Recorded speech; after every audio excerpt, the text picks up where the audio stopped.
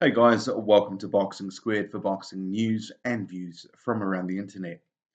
It appears the acrimonious split of the company that promotes Joseph Parker is sadly far from over.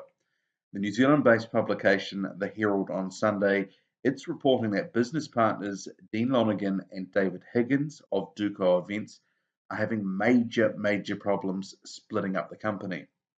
You might recall that news of the split broke in May as Joseph Parker was about to fight stand-in opponent Razvan Kajanu. According to the paper, the big stumbling block is future earnings. Aside from Parker, Duco also promotes Jeff Horn, who, as we know, shocked Manny Pacquiao recently and is probably due for a rematch. So previously, it has been reported that Parker has opted to remain with Higgins and Horn with Lonergan, and that Higgins and Lonergan will work in isolation. So I'll quote the report here. It has created a situation where dividing Duco's assets, which also include the Brisbane Global Tens rugby tournament, the NRL Nines, and corporate black tie dinners, is made fraught by the uncertainty around Horn and, in particular, the earning potential of Parker. A source suggested Lonergan was asking for close to an eight-figure sum from Higgins, which has been balked at, but neither commented when approached by the Herald on Sunday. Eight figures. Wow, so that's $10 million or more. Someone who was quoted for the piece, though, and that was retired Judge Bill Wilson. He is part of Parker's management team. Here's the quotes.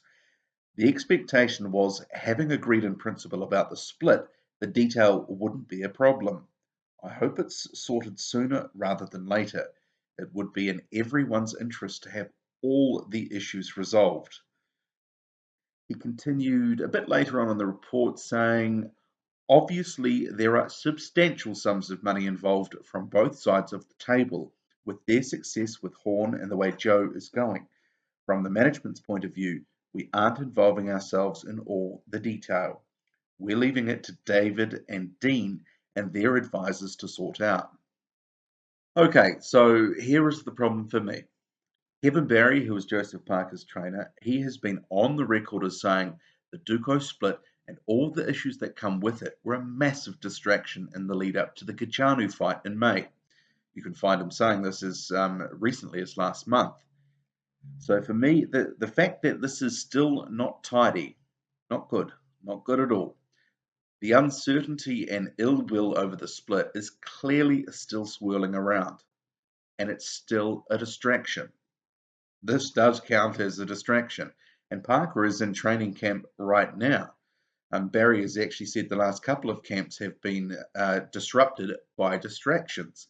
And clearly, if this is still going on, it is another distraction. Joseph Parker is not living in a bubble. I'm sure he's very much aware of what's happening and is being briefed as appropriate from his management team. But how much this will impact his preparation, really, that is anyone's guess. But given that we're still talking about it, there's got to be some impact, right? I mean, for his sake, hopefully it is squared away quick smart. In terms of Huey Fury, though, I mean, he's had a few distractions of his own in recent weeks, but I'm sure he won't mind one little bit that Joseph Parker's got this on his plate still. What's your take on this?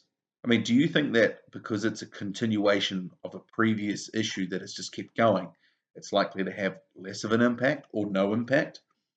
Or are you in the camp where, like me, you feel that this should have already been dealt with and his promoters are now doing him a bit of a disservice? Or is it something in the middle? Keen to hear your thoughts. Drop a comment. Let's have a conversation. Okay, that's it from me. Hit like and subscribe. I'm out.